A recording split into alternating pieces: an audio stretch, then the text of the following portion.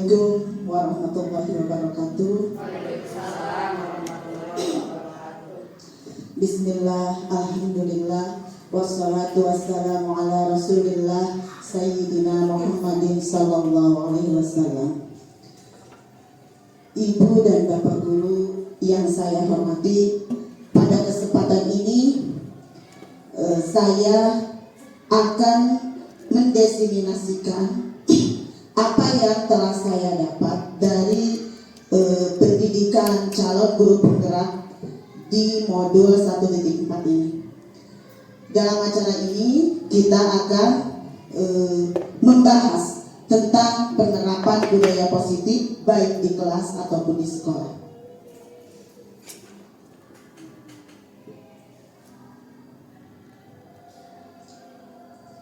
Apa itu pemahaman budaya positif?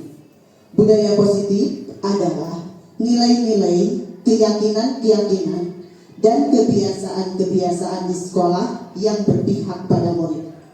Hal itu dilakukan agar murid dapat berkembang menjadi pribadi yang kritis, penuh hormat, dan bertanggung jawab.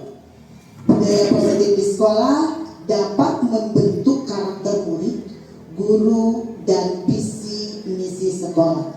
Dengan adanya budaya positif ini, apa yang kita cita-citakan, apa yang menjadi visi sekolah tersebut diwujudkan dalam bentuk budaya positif, kemudian nantinya akan menjadi impian kita untuk di masa yang akan datang. Kemudian budaya positif tersebut dibagi ke dalam 6 bagian.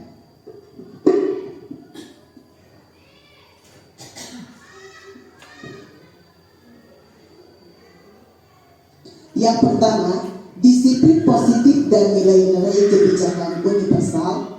Yang kedua, teori motivasi, hukuman dan penghargaan, juga restitusi.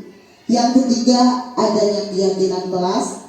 Yang keempat, 5 kebutuhan dasar manusia. Yang kelima, 5 posisi kontrol. Dan yang keenam, segitiga restitusi.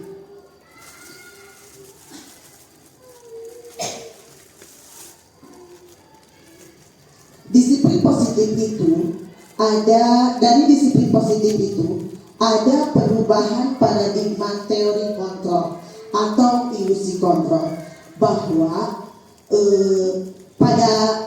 dari pemikiran kita yang menyatakan bahwa satu ilusi guru mengontrol murid. Biasanya dalam ilusi ini teori kontrol menyatakan semua perilaku mempunyai tujuan, bahkan terhadap perilaku yang tidak disukai.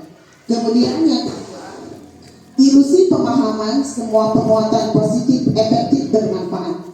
Segala usaha untuk mempengaruhi murid akan mengulangi suatu perilaku tertentu adalah suatu usaha untuk mengontrol murid tersebut. Kemudian ilusi bahwa kritik dan membuat orang bersalah dapat menguatkan karakter. Di sini menggunakan kritik dan rasa bersalah untuk mengontrol murid menuju pada identitas gagal. Mereka merasa buruk tentang diri mereka. Kemudian si kontrol. Ilusi bahwa orang dewasa melihat untuk memaksa. Mereka memiliki tanggung jawab untuk membuat murid-murid berbuat hal-hal tertentu. Apapun yang dilakukan dapat diterima selama ada sebuah kemajuan berdasarkan sebuah pengukuran kinerja. Pada saat itu pula orang dewasa akan menyadari bahwa perilaku memaksa tidak akan efektif untuk jangka waktu panjang dan sebuah hubungan permusuhan akan terbentuk.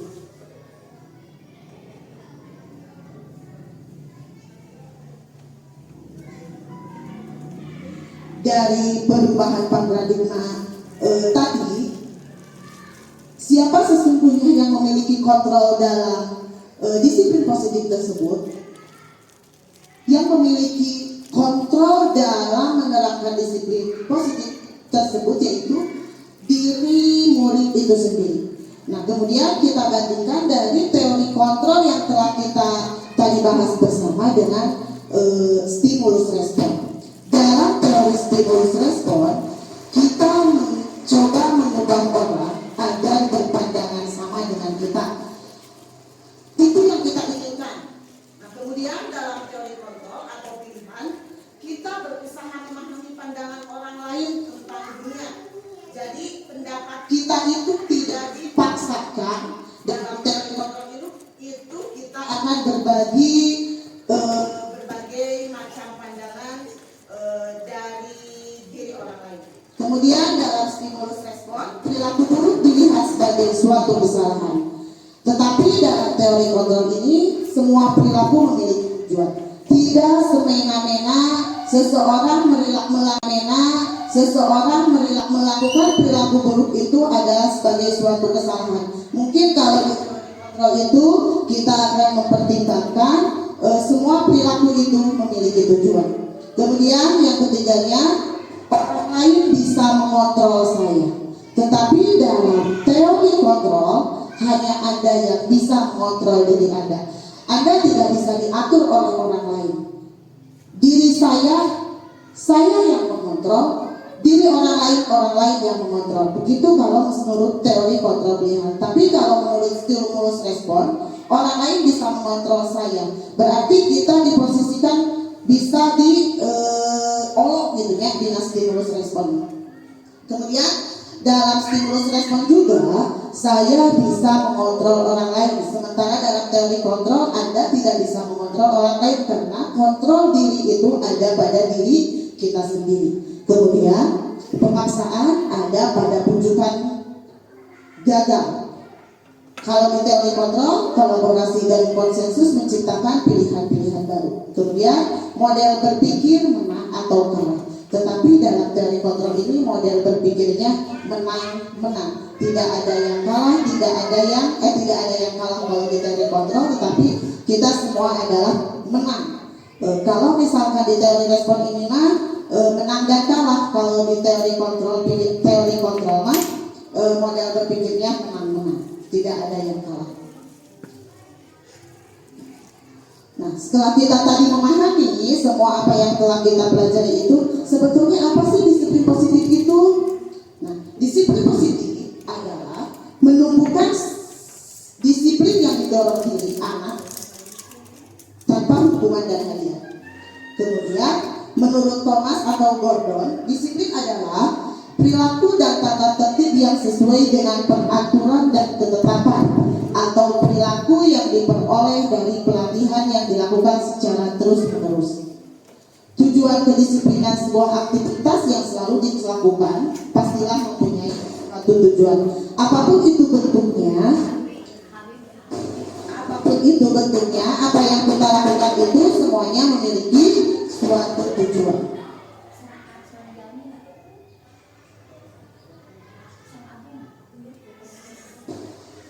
Kita kaitkan dari makna disiplin tadi. Makna disiplin menurut Ki Hajar Dewantara itu untuk mencapai kemerdekaan dalam konteks pendidikan kita saat ini. Untuk menciptakan murid yang merdeka, syaratnya harus ada disiplin. Disiplin yang dimaksud adalah disiplin diri yang memotivasi disiplin internal. Jika tidak memotivasi internal, maka kita memerlukan pihak lain untuk mendisiplinkan kita, atau yang disebut dengan motivasi eksternal, karena berasal dari luar, bukan dari diri kita.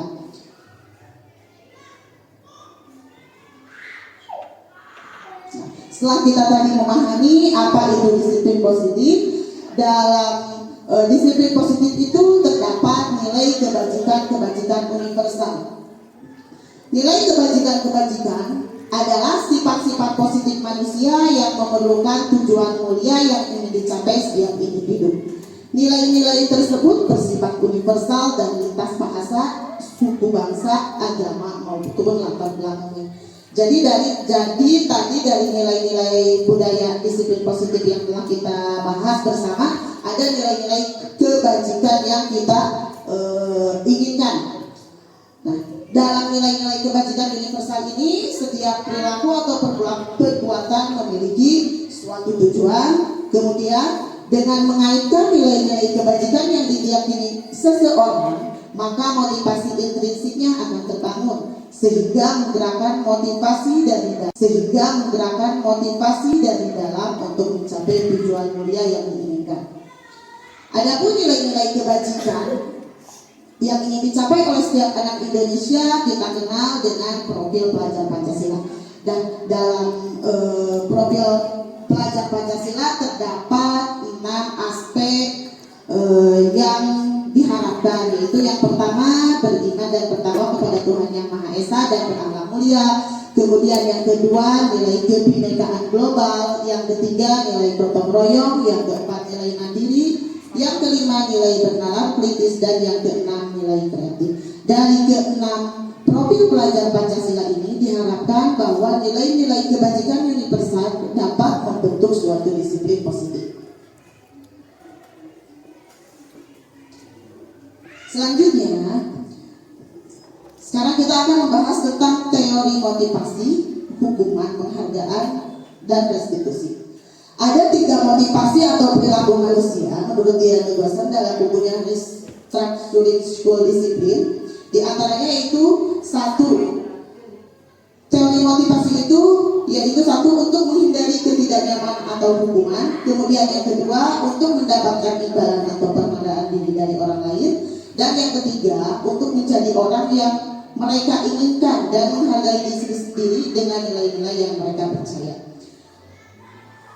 Nomor 1 dan nomor 2 itu merupakan motivasi pada diri anak, merupakan motivasi yang dibentuk dari luar. Motivasi menghindari ketidaknyamanan atau hukuman. Jadi anak melakukan disiplin positif itu dengan merasa keterpaksaan, karena disuruh, karena mereka tidak mau dihukum, karena dengan tidak nyamannya mereka sehingga mereka mau berbuat disiplin positif. Nah, maka mereka akan melakukannya untuk menghindari ketidaknyamanan atau hukuman tadi. Itu termasuk ke dalam motivasi eksternal. Kemudian yang keduanya untuk mendapatkan imbalan penghargaan dari orang lain. Nah, kemudian yang kedua juga seperti halnya yang kita ketahui bahwa kalau misalkan di kelas kita melakukan dalam suatu pembelajaran kita memberikan suatu pertanyaan, kemudian pada si anak diberikan penghargaan, misalkan penghargaannya dalam berupa barang, dalam berupa makanan, dalam berupa hadiah. Nah, itu juga untuk dalam teori motivasi itu juga itu termasuk ke dalam motivasi eksternal, karena anak bisa melakukan hal seperti itu karena ada ingin mendapat imbalan atau penghargaan dari orang lain. Kemudian yang ketiga yaitu untuk menjadi orang yang mereka inginkan dan menghargai diri sendiri dengan nilai-nilai yang mereka percaya. Nah, ini yang selama ini kita harapkan dari anak itu adanya motivasi internal, motivasi dalam diri anak, bahwa anak dengan melakukan suatu tindakan itu yaitu untuk menjadi orang yang mereka inginkan dan menghargai dirinya sendiri dengan nilai-nilai yang mereka percaya. Ketika saya melakukan sesuatu, saya tidak mengharapkan imbalan, saya tidak takut dengan si ibu A, saya tidak takut dengan si ibu B, tetapi saya punya tanggung jawab dari diri sendiri bahwa pekerjaan yang saya lakukan itu merupakan tanggung jawab dan harus saya lakukan. Nah, ini yang kita harapkan dengan teori motivasi itu, yaitu motivasi yang ketiga merupakan motivasi internal. Nah, motivasi eksternal dan motivasi eksternal nomor 1 dan nomor 2 itu hanya pendukung bagi anak, tapi jangan terlalu yang nomor 1 dan nomor 2 mungkin kurang setuju gitu ya. Kemudian selanjutnya, nah menurut Bapak Ki Hajar Dewantara sendiri, anak itu harus belajar dengan merdeka. Merdeka itu artinya tidak hanya terlepas dari perintah, tetapi mereka juga cakap memerintah diri sendiri. Seperti halnya tadi dengan motivasi nomor 3 bahwa anak harus bisa memerintah dirinya sendiri karena memiliki tujuan, karena memiliki kepercayaan bahwa dengan tidak adanya dorongan dari luar, dengan adanya dorongan dari dalam dirinya, maka mereka akan merasa merdeka. Nah, sekarang kita akan Tadi teori motivasi, sekarang kita akan berlanjut ke hukuman dan penghargaan. Hukuman dan penghargaan ini dapat berpengaruh pada jangka panjang dan jangka pendek. Di antaranya yaitu tadi teori motivasi, sekarang kita akan berlanjut ke hukuman dan penghargaan. Hukuman dan penghargaan ini dapat berpengaruh pada jangka panjang dan jangka pendek. Di antaranya yaitu penghargaan tidak efektif. Kenapa tidak efektif? Karena ada sebagian siswa yang tidak mendapatkan, hanya siswa-siswa itu saja yang mendapatkan. Penghargaan merusak hubungan. Ketika ada yang mendapatkan penghargaan, ada yang tidak, mereka pasti ada yang kena bully gitu ya. Jadi bisa merusak hubungan. Kemudian penghargaan mengurangi ketepatan, penghargaan menurunkan kualitas, penghargaan mematikan kreativitas, penghargaan menghukum, penghargaan mengurangi motivasi intrinsik. Ketika kreativitas anak, misalkan kita membuat guru memberikan tugas proyek pada siswa, misalkan siswa membuat proyek tersebut dilakukan di rumah. Nah, kalau di rumah yang membantu itu kan ada orang tua, bahkan orang tua kadang yang mengerjakannya. Sementara ada siswa yang mengerjakannya sendiri tanpa ada bantuan dari orang tua itu sendiri. Nah, di sana yang paling bagus hasil karyanya berarti dikasih penghargaan. Tetapi yang jelek, bukan yang jelek, maaf, yang kurang bagus tidak mendapatkan penghargaan. Nah, di situ, saya buat sendiri juga jelek, tidak mendapatkan penghargaan dari guru. Nah, di situ kreativitas anak bisa dilatihkan dengan penghargaan. Terus penghargaan mengurangi motivasi intrinsik tadi.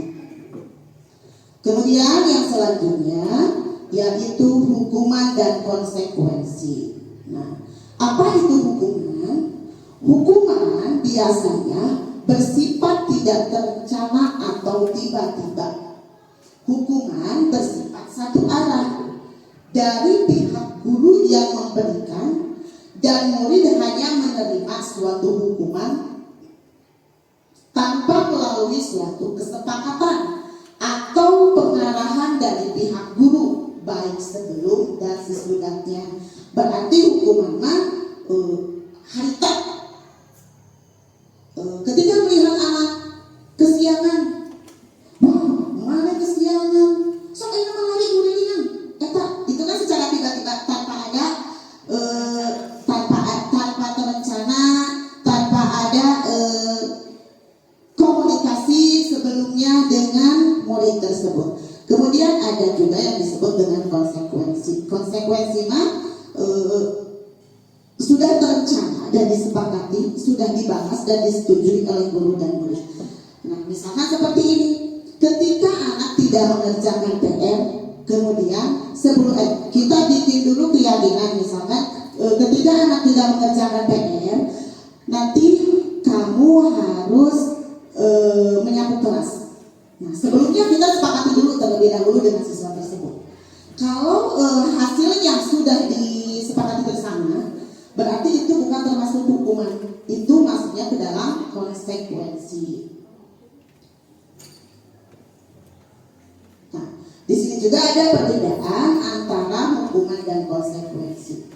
Kalau hukuman, sesuatu yang menyakitkan harus terjadi. Sesuatu harus terjadi.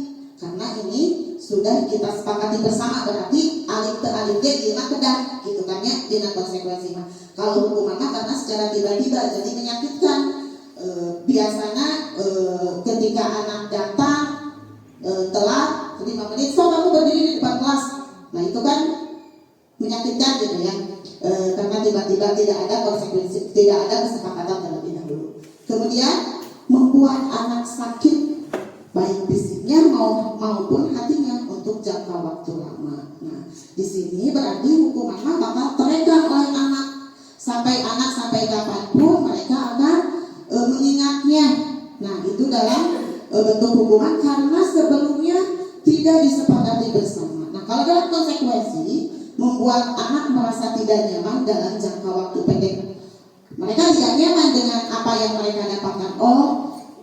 Tapi ya ini masalah saya gitu ya. Jadi mereka menerimanya. Anak membenci kedisiplinan, kemudian kalau frekuensi mah anak menghargai disiplin, anak lebih disiplin lagi. Kemudian kalau hukuman mah atas paksaan, hukuman karena tadi dijelaskan bersama kalau hukuman itu secara tiba-tiba dan dipaksa secara tidak secara langsung. Kemudian kalau dalam konsekuensi mah ada stimulus hukuman karena tadi dijelaskan bersama kalau hukuman itu secara tiba-tiba dan dipaksa secara tidak secara langsung. Kemudian kalau dalam konsekuensi mah ada stimulus dan tanggapan. Kemudian mendorong anak menyakiti diri sendiri dalam hukuman. Kalau dalam konsekuensi mendorong anak agar mudah menyesuaikan diri. Dalam hukuman konsep diri yang buruk, dalam konsekuensi konsep diri yang baik. Kemudian selanjutnya anak belajar untuk menyembunyikan kesalahan. Biasanya kalau dalam hukuman itu anak pura-pura terus misalkan kalau anak pura-pura kalau melakukan kesalahan mereka menyembunyikannya. Kalau dalam konsekuensinya anak belajar untuk mematuhi peraturan karena setelah disepakati bersama. Kemudian dalam hukuman juga marah, rasa bersalah, dipermalukan, merasa tak dihargai. Mereka dalam hukuman mempunyai rasa seperti itu. Kalau dalam konsekuensi kehilangan hak, dibuat tidak nyaman, diasingkan untuk sementara waktu. Kemudian kita lanjut.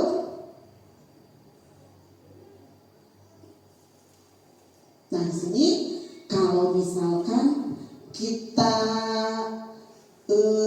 bedakan dari pertanyaan-pertanyaan ini, tindakan guru, ada tindakan guru seperti ini, termasuknya hukuman atau konsekuensi. Yang pertama, mencatat 100 kali di dalam buku kalimat saya tidak akan terlambat lagi karena terlambat ke sekolah. Mungkin ini ibu dan bapak bisa menyimpulkan di sini kita mengisinya hukuman atau konsekuensi. Boleh ya di sini maksudnya hukuman karena sebelumnya belum ada kesepakatan bersama dengan murid. Kemudian yang kedua, lari mengelilingi lapangan basket 2 kali karena terlambat hadir di sekolah. Maksudnya hukuman. Murid diminta untuk push up 15 kali karena tidak menggunakan masker ke sekolah. Hukuman masih menggantikan kertas tugas teman yang telah dicoret-coret. Konsekuensi itu maksudnya ke konsekuensi ya. Kemudian membersihkan tumpahan air di meja tulis karena tersenggol pada saat belajar. Konsekuensinya. Dari beberapa pertanyaan ini ibu dan bapak telah bisa membedakan mana hukuman dan mana konsekuensi. Jadi kita sekarang budayakan untuk membudayakan disiplin positif ini dalam tindakan kita di kelas. Mungkin akan memperbaiki karakter anak di kelas kita. Lebih jauhnya lagi di sekolah kita. Kemudian selanjutnya restitusi. Tadi telah kita ketahui ada 3 motivasi, ada hukuman dan penghargaan, kemudian ada restitusi. Nah sekarang kita akan membahas tentang restitusi. Apa itu restitusi? Restitusi merupakan proses menciptakan kondisi bagi murid untuk memperbaiki kesalahan mereka sehingga mereka bisa kembali pada kelompok mereka dengan karakter yang lebih kuat. Restitusi membantu murid menjadi lebih memiliki tujuan, disiplin positif, dan memulihkan dirinya setelah berbuat salah. Restitusi bukan untuk menebus kesalahan, namun untuk belajar dari kesalahan. Restitusi adalah tawaran, bukan paksaan. Restitusi fokus pada karakter, bukan tindakan. Jadi di sini setelah kita tadi pelajari bersama ada 3 motivasi, ada hukuman dan penghargaan, dan juga ada restitusi. Setelah kita pahami bersama, berarti kita sebagai guru harus bertindak memiliki tindakan restitusi ya Bu ya.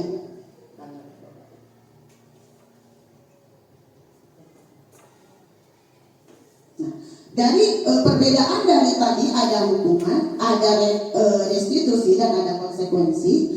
Hukuman bersifat tidak terencana atau tiba-tiba. Hukuman bersifat satu arah. Dari pihak guru yang memberikan dan murid hanya menerima suatu hukuman tanpa melalui suatu kesepakatan atau pengarahan dari pihak guru. baik sebelum dan sesudahnya. Nah, tadi kita telah bahas bersama hukuman ini seperti ini. Kemudian ada juga konsekuensi mas sudah terencana dan disepakati, sudah dibahas dan disetujui oleh guru dan murid. Nah, restitusi merupakan proses kolaboratif yang mengajarkan murid mencari solusi untuk masalah mereka dan membantu murid berpikir tentang orang seperti apa yang mereka inginkan dan bagaimana mereka harus memperlakukan orang lain. Jadi secara komplitnya di antara hukuman, restitusi dan konsekuensi ini berarti kita sebagai seorang guru pada anak itu harus menerapkan restitusi, karena dengan restitusi ini budaya positif, disiplin positif dapat membentuk karakter peserta didik tersebut. Jadi kita menciptakan pembelajaran yang berpihak pada murid ini, dan melalui kalau ada permasalahan, kalau ada hal apapun, maka kita memilih penyelesaiannya dengan cara restitusi.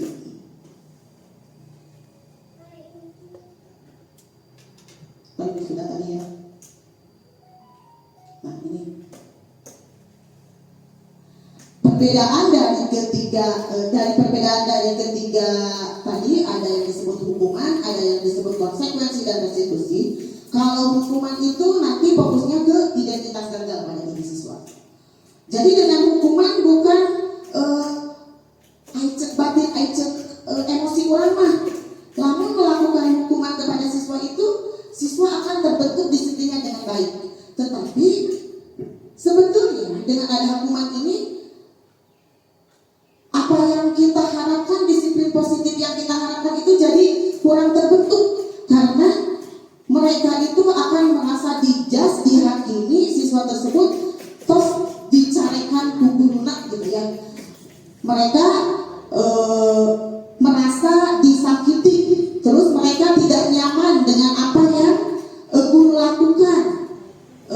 Terus mereka juga sistem tidak akan berjalan bila muridnya takut. Nah, karena murid takut, maka mereka belajar pun tidak akan konsentrasi, mereka tidak akan menerimanya dengan baik.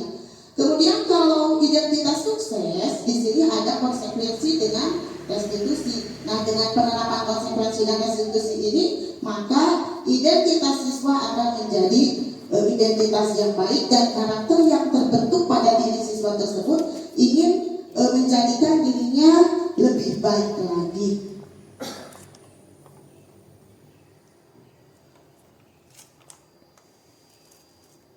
Nah, sekarang kita akan menginjak pada keyakinan kelas. Kalau dulu yang kita ketahui,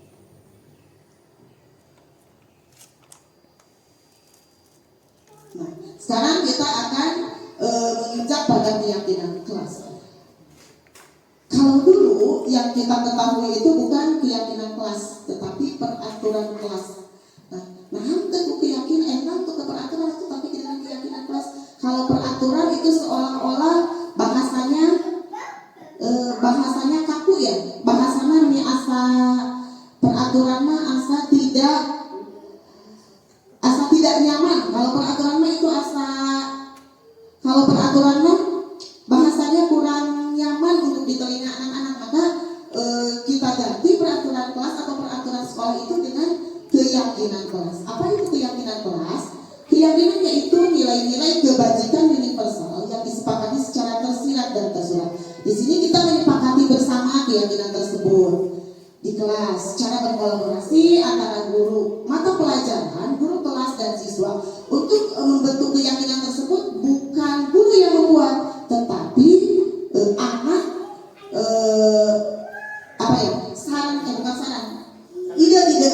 ide-ide anak yang dikeluarkan lepas dari latar belakang suku, negara, bahasa maupun agama, sehingga akan memotivasi seseorang dari dalam. Ketika anak yang membuat keyakinan ini, maka mereka akan meyakini bahwa itu memang kurang dia keyakinan kelas kan, bukan guru yang membuat. Jadi motivasi yang terbentuk dalam diri anak itu dari dalam dirinya sendiri, terpaksa, tidak ada ada rasa sieun hukuman, tetapi mereka memotivasi dirinya dari dalam karena membentuk keyakinan tersebut dengan rasa tanggung jawab dan secara kolaboratif tadi.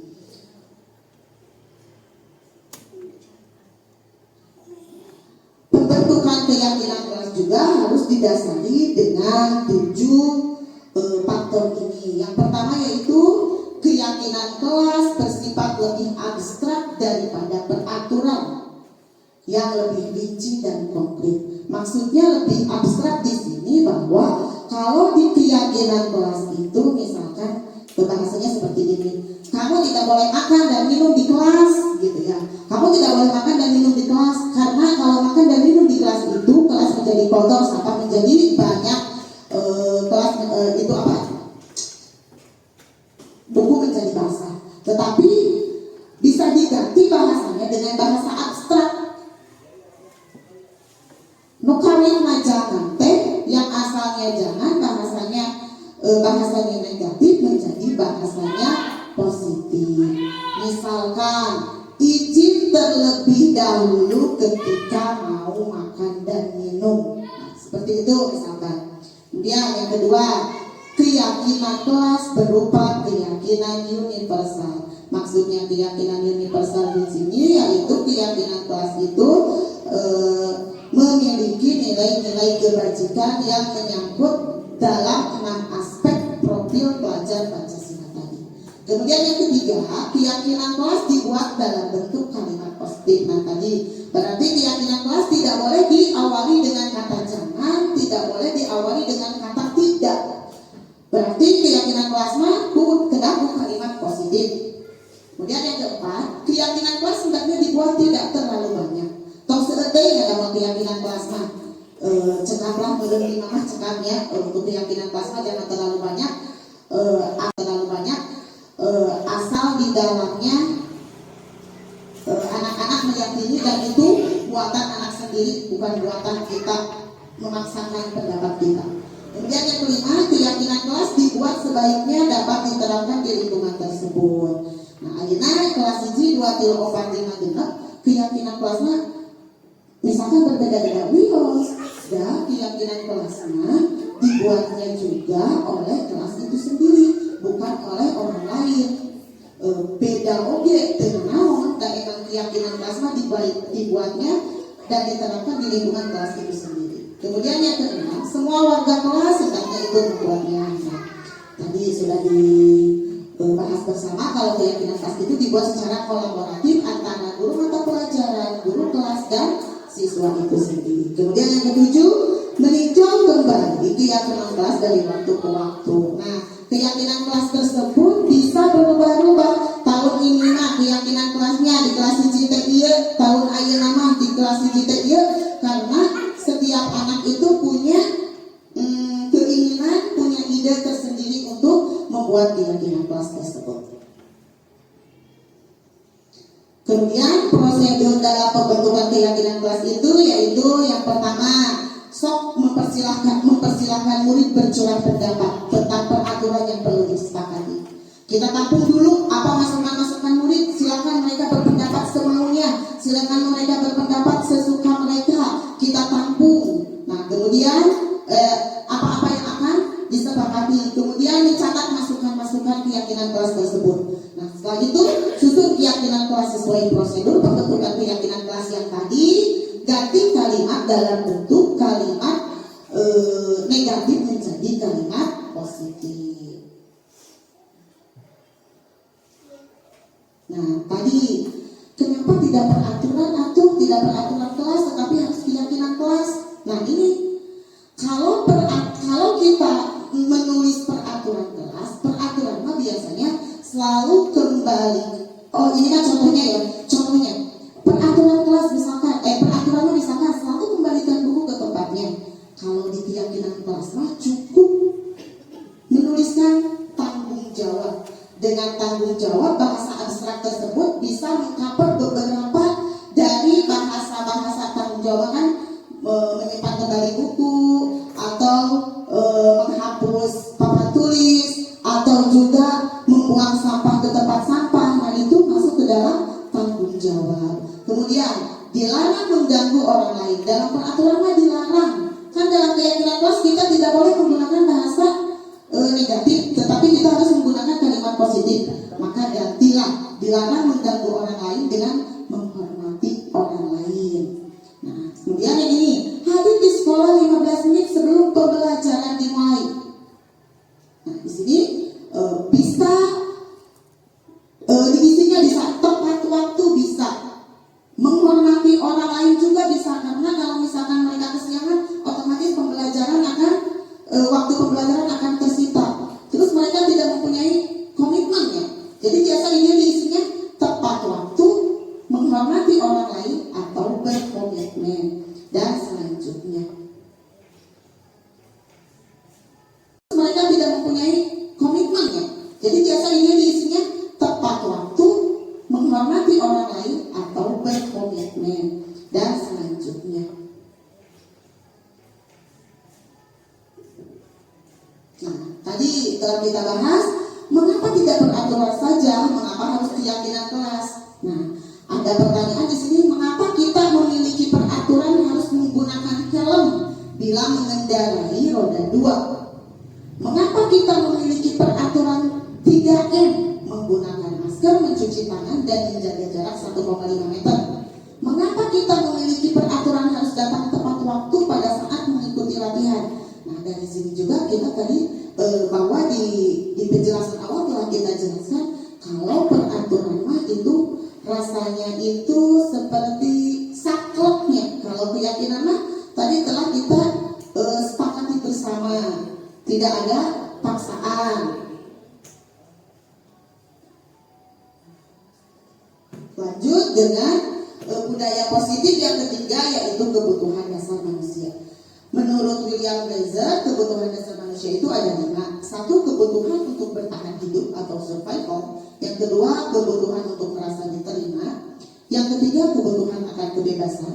Yang keempat, kebutuhan akan kesenangan. Dan yang kelima, kebutuhan akan penguasaan.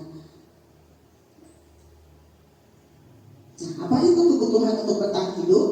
Kebutuhan untuk bertahan hidup itu bisa kebutuhan yang bersifat fisiologis untuk bertahan hidup, misalnya kesehatan, rumah, dan makanan. Kebutuhan biologis sebagai bagian dari proses reproduksi, termasuk kebutuhan untuk tetap bertahan hidup. Komponen psikologis pada kebutuhan ini meliputi kebutuhan akan perasaan aman. Nah, di sini anak peserta didik harus memiliki kebutuhan untuk bertahan hidupnya, berarti memiliki kebutuhan perasaan aman untuk belajar. Kemudian yang kedua, kebutuhan merasa diterima oleh kelompok, keinginan untuk tetap terhubung dengan orang lain seperti teman, keluarga, teman kerja, dan di mana kita tergabung. Nah, di sini berarti anak bisa diterima di komunitasnya, misalkan di kelas atau di kelompok belajarnya. Kemudian yang ketiga, kebutuhan akan kebebasan. Kebutuhan membuat murid harus diberi kesempatan membuat pilihan dan bertanggung jawab atas pilihannya. Kemudian yang keempat yaitu kebutuhan akan kesenangan. Mereka konsentrasi tinggi mengerjakan hal yang disenanginya. Kelima, kebutuhan akan penguasaan. Setiap murid memiliki untuk merasa kompeten menjadi terampil, diakui pencapaian dan keterampilannya. Itu kebutuhan dasar manusia. Kemudian kita berlanjut lagi ke posisi kontrol restitusi. Nah, di sini berarti kita sebagai guru harus memiliki posisi kontrol restitusi. Posisi kontrol restitusi tersebut untuk guru diantaranya yaitu satu, sebagai penghukum, yang kedua pembuat terasa bersalah, yang ketiga sebagai teman, yang keempat sebagai pemantau, dan yang kelima sebagai manajer. Nah, apa itu posisi kontrol sebagai penghukum, pembuat terasa bersalah, dan sebagainya? Nah, ini kalau kita memposisikan guru sebagai posisi penghukum, biasanya guru tersebut menghardik anak, menunjuk, berkaca pinggang. Hukumannya berupa verbal atau fisik. Ketika anak melakukan kesalahan, langsung yang ngejas ke anak teh. Hei, itu naon? Ku aku tidak enak gitu ya. Dampaknya murid menjadi pemberontak atau menyimpan dendam, tidak menyukai salah satu mata pelajaran. Kalau misalkan di kelas gurunya suka marah-marah atau gurunya suka menghukum anak dengan kesalahan anaknya, diteliti kesalahan anak itu dari mana, misalkan kenapa kamu seperti ini, tetapi ujung-ujungnya hukuman, maka siap-siap guru tersebut akan tidak disukai oleh anak. Kemudian yang keduanya yaitu membuat rasa bersalah. Pembuat rasa bersalah di sini suaranya biasanya cenderung melembut, tenang, namun kata-katanya menyalahkan murid.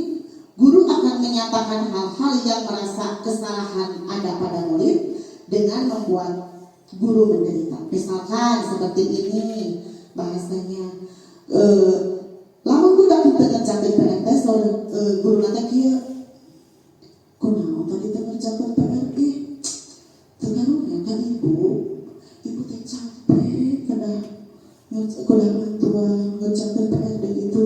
Secara batin mah eta teh meureunna asal leres ya merasa seperti itu teh. Tetapi bagi anak itu teh akan memberikan dampak, mereka akan merasa bersalah, mereka akan merasa rendah diri, dan mereka akan menarik diri dari lingkungannya karena saya telah menyakiti guru, gitu ya. Karena guru tersebut telah saya sakiti dengan perbuatan saya tadi. Nah, jadi anak merasa bersalah, kayak mutaan kalau misalkan apa yang telah saya tadi lakukan itu, wah ibu sakit, ibu merasa tersakiti dengan perbuatan saya tadi. Jadi si guru teh dengan bahasa yang cenderung melembut tadi, meskipun tenangnya tapi kata-katanya menyakitkan anak.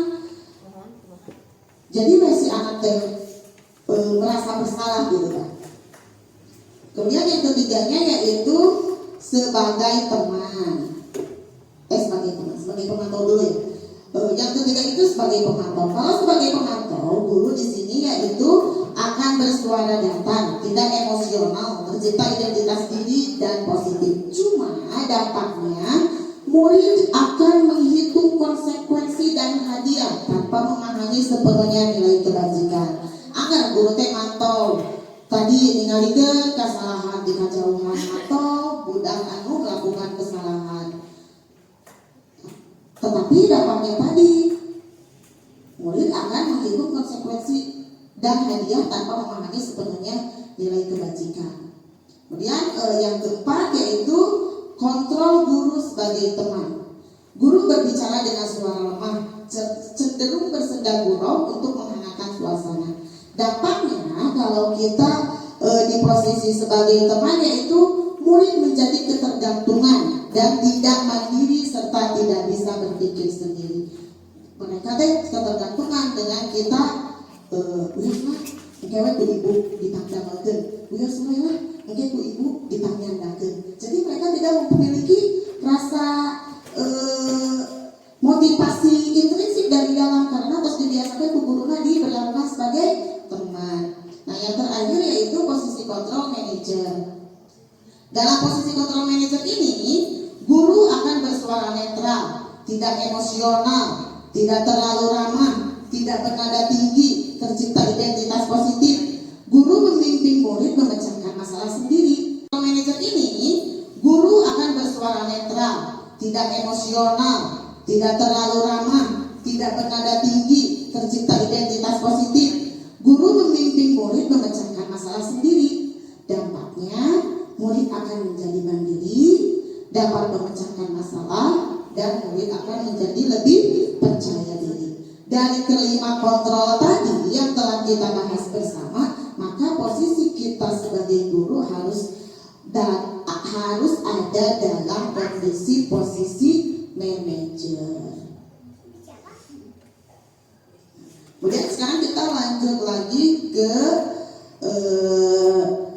budaya positif terakhir yaitu segitiga restitusi.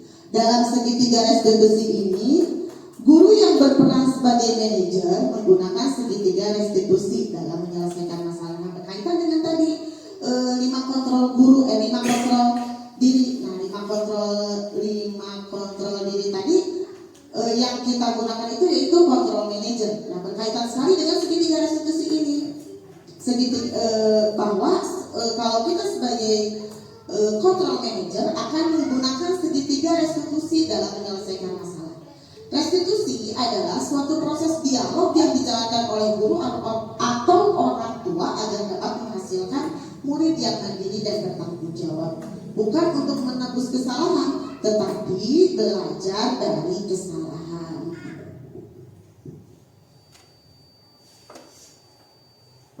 Nah, langkah-langkah dari segitiga restitusi ini yaitu yang pertama, menstabilkan identitas. Kemudian langkah yang kedua, validasi tindakan yang salah. Dan yang ketiga, menanyakan keyakinan. Langkah-langkah segitiga restitusi, satu, menstabilkan identitas. Dalam menstabilkan identitas ini, berdasarkan prinsip membuat kesalahan adalah bagian dari proses pembelajaran. Dia sudah melakukan kesalahan, dan bukan semata-mata udah mulai melakukan kesalahan. Kita juga sebagai guru sering melakukan kesalahan, tetapi nanti kita akan berlanjut. Tetapi dalam kesalahan tersebut adalah merupakan proses pembelajaran. Terus yang keduanya, berperan menggeser identitas diri dari identitas gagal ke identitas sukses. Jangan mengkritik murid yang mengalami identitas gagal. Kemudian yang kedua, yaitu langkah yang kedua, validasi tindakan yang salah. Validasi tindakan salah itu diantaranya yaitu yang pertama, setiap perilaku berupaya memenuhi kebutuhan tertentu. Yang kedua, guru akan bergeser dari pemikiran stimulus respon menjadi proaktif. Yang ketiga, mengenali dan mengakui kebutuhan murid dapat memperbaiki hubungan dengan murid tersebut. Kemudian pertanyaan disampaikan dengan nada suara tidak menghakimi atau memojokkan. Di langkah yang ketiga yaitu menanyakan keyakinan. Setelah langkah yang 1 dan 2 dilalui, maka langkah yang ketiganya yaitu menanyakan keyakinan. Dalam menanyakan keyakinan itu yaitu yang pertama, teori kontrol menyatakan bahwa pada dasarnya kita termotivasi secara intrinsik. Yang kedua, saat perilaku telah divalidasi dan identitas sukses telah stabil, maka murid siap mengaitkan keyakinannya dengan tindakan yang salah.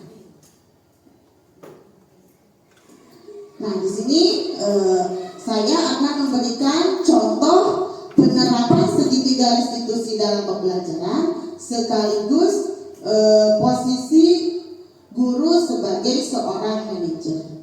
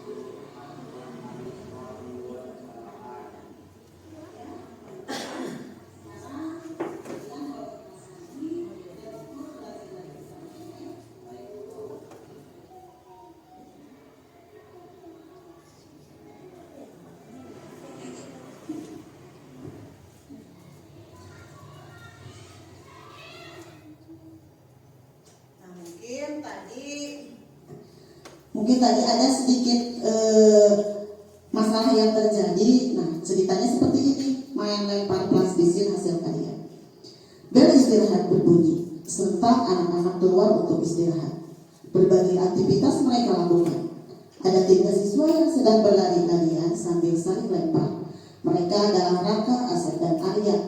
Mereka saling lempar plastisin yang telah dibentuk menjadi hiasan berupa mobil-mobilan, boneka, bunga, dan lain-lain yang diambil dari kelas mereka, hasil karya mereka dan teman-temannya. Plastisin tersebut sudah mengeras, sehingga jika dilempar akan sakit jika kena. Pada saat mereka sedang saling lempar, datanglah guru wali kelas 1. Datang dari arah yang berlawanan dan berjalan di lorong kelas. Ketika mereka sedang saling lempar dengan bahagia dan ceria sambil tertawa lepas dengan lemparan yang sangat keras, lemparan tersebut mengenai bibir Budian. Sontak Budian menjerit karena kaget dan merasa sakit. Bibirnya pun berdarah. Tanpa disadari, Budian marah di hadapan mereka, menanyakan siapa yang melempar benda tersebut. Mereka pun sangat kaget dengan apa yang telah mereka lakukan. Mereka saling tuduh dan tidak mengakui perbuatan tersebut. Tiba di ruang guru, Budian bercerita pada wali kelas 6 tentang kejadian tersebut. Akhirnya Budian memanggil ketiga anak tersebut untuk menemuinya di ruang guru. Peristiwa selanjutnya berarti dari kejadian tersebut, dari kejadian yang tadi terjadi, maka si guru kelas 1 tersebut menyelesaikan masalah itu dengan segitiga restitusi. Yang pertama tadi menstabilkan identitas. Apa yang guru katakan tadi? Gurunya mengatakan, anak-anak, apakah kalian tahu kenapa ibu memanggil kalian? Kata Raka, iya bu, karena kami melakukan kesalahan. Kata Arya, kami tidak sengaja telah main lempar plastisin dan mengenai ibu, serta kami telah merusak hasil karya hiasan dari kelas kami bu. Kata gurunya, manusia tidak ada yang sempurna. Apakah kalian bersedia memperbaiki kesalahan kalian? Kata siswanya, saya bersedia bu. Nah, di situ di situ tadi menanyakan menstabilkan identitas. Nah, sekarang di langkah yang kedua, yaitu memvalidasi tindakan yang salah. Nah, dari tindakan yang mereka lakukan tadi, guru kelas 1 mencoba memvalidasi tindakan yang salah tersebut. Kalian bisa saja bertindak lebih dari ini. Kalian melakukannya bukan tanpa alasan. Mengapa kalian merusak dan main lempar hasil karya dari sebagian teman kalian hingga akhirnya mengenai ibu? Iya bu, kami tidak sengaja, kata Raka. Kata Arya, kami melakukannya karena pas istirahat kami melihat ada bagian yang copot dari mainan itu. Jadi kami ambil. Nah, tidak semata-mata langsung seperti penghukum kontrolnya, tetapi di sini harus divalidasi kenapa anak melakukan kesalahan. Kemudian di langkah yang ketiga, yaitu menanyakan keyakinan. Apakah kalian ingat tentang keyakinan kelas yang telah kita sepakati? Kita harus saling menghargai orang lain bu. Nah, tepat sekali. Apakah yang kalian lakukan tadi sudah memenuhi keyakinan kelas yang telah kita sepakati? Tidak bu. Sekarang kelas seperti apa yang kalian inginkan?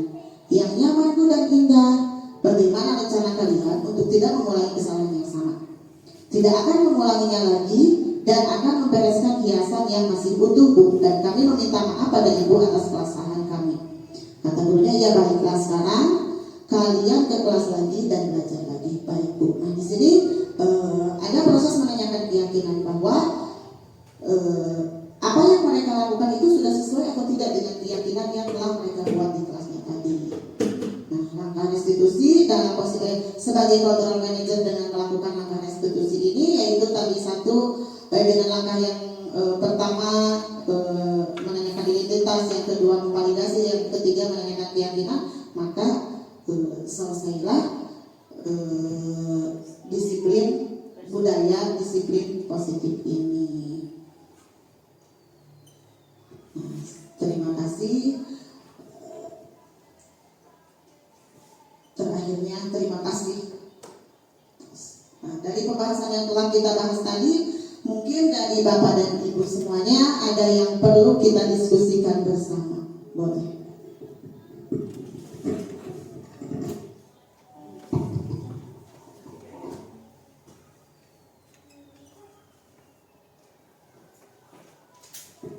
sesi tanya jawab, sesi diskusi, bukan sesi tanya jawab ya, sesi diskusi. Mungkin ada yang ibu, bapak semuanya ada yang mau kita diskusikan bersama, kita berbagi pengalaman bersama tentang materi disiplin positif di kelas ataupun di sekolah. Boleh.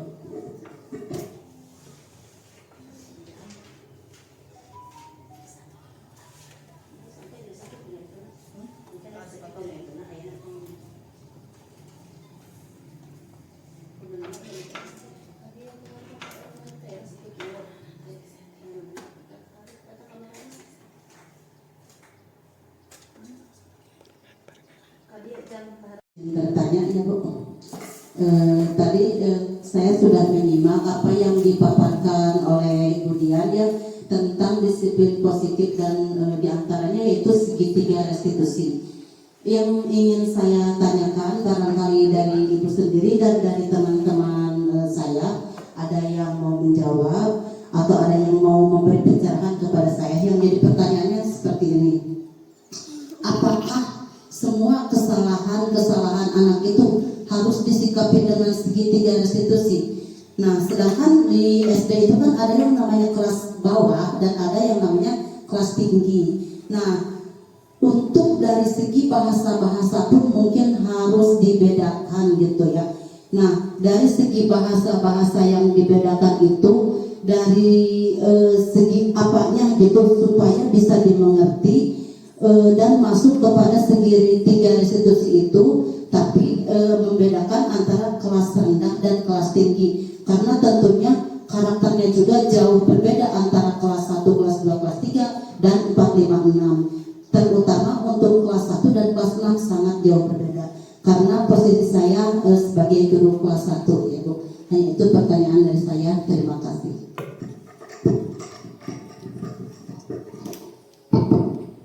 Terima kasih untuk Ibu Dede yang telah memberikan bahan diskusi buat kita bersama. Apakah semua masalah itu bisa diselesaikan dengan restitusi seperti itu ya Bu ya? Karena untuk anak kelas 1, 2, 3, 4, 5, 6 itu pasti sangat berbeda, apalagi antara anak kelas 1 dengan anak kelas 3. Saya sendiri Ibu, tadinya saya mau menampilkan contoh 2 kasus yang terjadi. Nah, kasus yang saya alami di kelas, yang pertama di kelas 1, sebetulnya kasus yang pertama itu di kelas 1. Di kelas 1 saya menyelesaikannya secara klasikal, tidak dipanggil mereka bertiga seperti tadi di kasus 2 di kasus yang saya tampilkan tadi dipanggilnya secara individu ya Bu ya. Tetapi kalau misalkan saya sendiri yang terjadi di kelas itu, saya menyelesaikannya secara klasikal.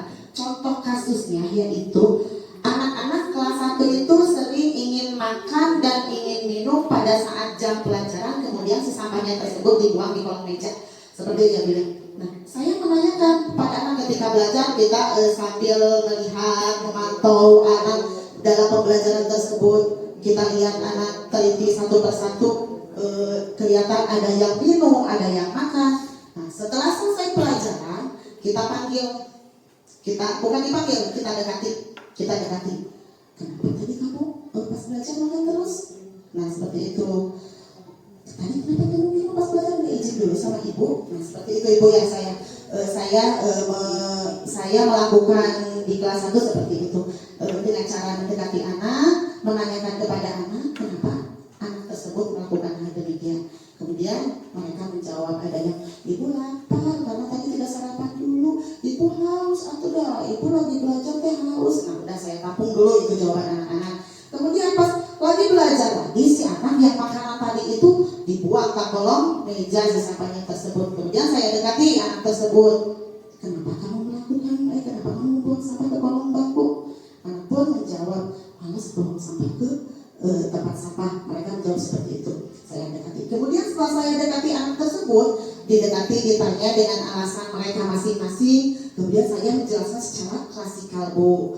Saya tidak memanggil ketiga, misalkan beberapa anak atau seorang enggak, karena kalau di kelas 1 takutnya anak menjadi takut pada gurunya, karena dengan memanggil satu persatu berarti wah orang dihukum, wah orang dicarikan, takutnya seperti itu kalau di kelas 1. Saya menjelaskan secara klasikal kepada mereka, anak-anak, tadi ibu lihat ada yang makan dan minum saat belajar. Apakah itu baik atau tidak? Tidak bu, sesuai dengan keyakinan kelas yang kita buat. Tidak, kata anak-anak seperti itu ya bu ya. Kemudian kita dekati lagi. Baik tidak kalau dengan perbuatan seperti itu? Tidak ibu, kenapa tidak baik kalau saat belajar makan, saat belajar minum tidak baik? Kenapa? Ibu, kalau makan nanti kita nggak konsentrasi belajarnya. Anak teh ayah ngedugikeun ka pemikiran sampai ke sana. Terus ibu lamun minum nanti basah kena buku, anak juga sampai ke sana. Itu berarti oh iya benar, dengan susunan, dengan adanya restitusi berarti memberikan pemahaman kepada anak, kepada kita juga bahwa segala sesuatu itu harus berkolaborasi dan dikomunikasikan secara bersama-sama. Mungkin seperti itu ibu. Ya, berarti tetap dari segi tiga restitusi itu harus ada tiga-tiganya, dari mulai memvalidasi data sampai menanyakan keyakinannya ya. Iya, betul. Cuman yang membedakan mungkin kelas atas dan kelas tinggi tadi kalau menurut pendapat ibu berarti dengan pendekatannya gitu ya. Iya, Terima kasih. iya. Mungkin ada yang lain yang ingin kita diskusikan bersama lagi, boleh, please. Assalamualaikum warahmatullahi wabarakatuh. Waalaikumsalam warahmatullahi wabarakatuh. Nama saya Ibu Risha, saya mengajar di kelas 6. Ada suatu hal mengganjal yang ingin saya tanyakan. Yang saya amati, anak-anak sekarang ini dari segi berbicara atau percakapan, mereka sering sekali menggunakan bahasa yang kurang baik, menggunakan bahasa yang kasar dan menggunakan umpatan-umpatan. Nah, yang ingin saya tanyakan, bagaimana cara yang efektif untuk menyelesaikan permasalahan tersebut? Karena ternyata hanya dengan ditegur saja, mereka kembali melakukannya di hari yang lain. Kalau kedapatan di kelas itu tidak ada guru, mereka pasti mengucapkan kata-kata kasar, mengucapkan umpatan kepada temannya. Nah, apakah kita juga harus sampai kepada melakukan kerjasama dengan orang tua untuk mengatasi hal tersebut, ataukah cukup kita menghandle di sekolah saja, dan bagaimana caranya? Mungkin itu saja yang ingin saya tanyakan. Wabillahi taufiq wal hidayah. Assalamualaikum warahmatullahi wabarakatuh. Waalaikumsalam. Terima kasih Bu Risa. Pertanyaannya tadi mungkin bisa disimpulkan bagaimana caranya agar siswa supaya tidak berkata kasar, mungkin itu ya. Kalau kita kembali flashback ke belakang tadi dalam pembahasan kita itu harus membudayakan budaya positif. Budaya positif itu tadi bermacam-macam ya Bu ya. Kita sepenuhnya tidak menyalahkan siswa. Oh, kalau misalkan ada siswa masih seperti itu, kita bertanya, kenapa ya siswa masih seperti itu? Kesalahan bukan ada pada diri siswa sendiri, mungkin kesalahan ada pada diri kita. Kita berefleksi diri, dengan berefleksi, oh mungkin kita akan menerapkan dengan cara-cara, misalkan dengan kebiasaan positif. Misalkan mulai dari sekarang kita terapkan, kita sama-sama di kelas terapkan budaya 5S. Senyum, sapa, salam, sopan, santun. Nah, kita budayakan lagi mulai dari sekarang, karena saya lihat sendiri saat ini moral dan adab anak itu sudah mulai terkikis. Nah, dimulailah dengan motivasi dari diri guru sendiri bahwa oh, saya ingin membentuk karakter anak itu supaya menjadi lebih baik lagi. Misalkan satu dengan cara budaya 5S tadi ya Bu ya. Salam, sapa, sopan, santun. Kemudian yang kedua mungkin dengan membiasakan dengan 4 kata ajaib. Maaf, tolong, terima kasih, dan permisi, itu budayakan kembali. Kebiasaan anak dengan meminjam barang ke teman itu duduk canda. Setelah mereka mengambil barang temannya itu sendiri, disimpan baik tanpa ada tolong saya pinjam ini, terima kasih saya telah meminjam itu. Sekarang mah diperhatikan tiap anak itu tidak melakukan seperti itu gitu ya Bu ya. Kemudian kalau kebiasaan-kebiasaan baik selanjutnya misalkan dengan adanya kita sekarang adanya budaya sholat duha. Nah, dalam sholat duha itu mungkin kita bisa melakukan sedikit apa ya, bukan ceramah atau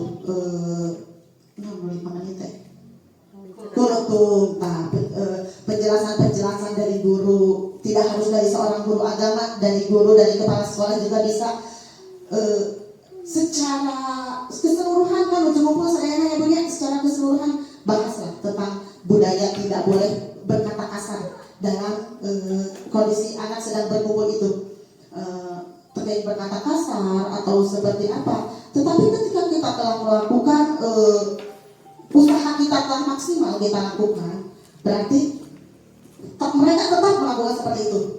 Lakukanlah dengan hubungan dengan orang tua.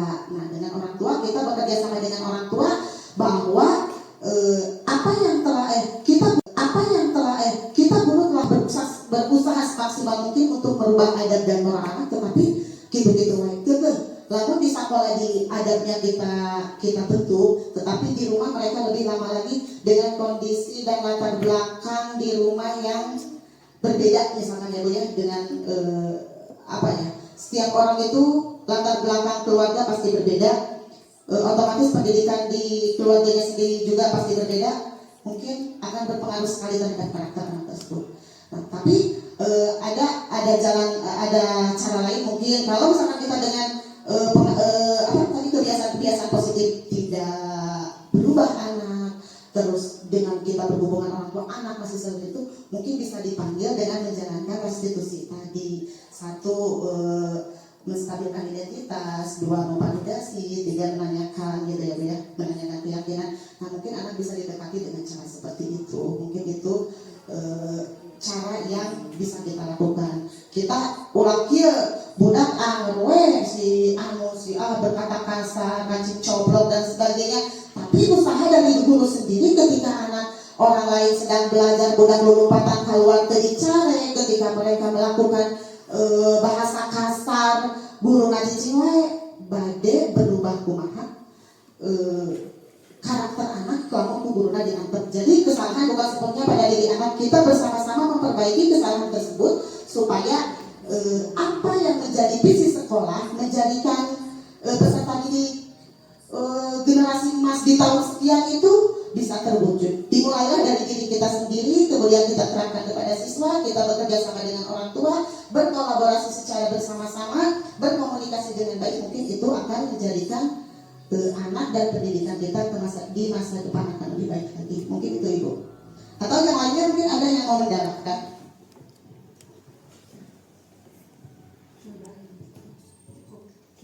Cukup semuanya? Terima kasih untuk jawaban. Alhamdulillah, terima kasih Ibu dan Bapak. Sesi diseminasi kali ini telah kita lakukan bersama dan telah selesai.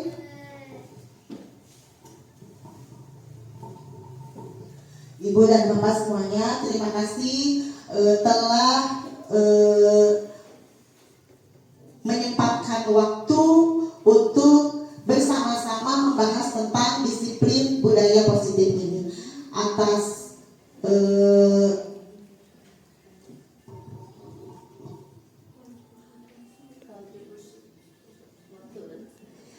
waktu dan kesempatannya saya ucapkan terima kasih. Untuk menutup acara ini kita tutup dengan bacaan hamdalah. Alhamdulillahirabbil alamin. Wabillahi taufiq wal hidayah. Wassalamualaikum warahmatullahi wabarakatuh.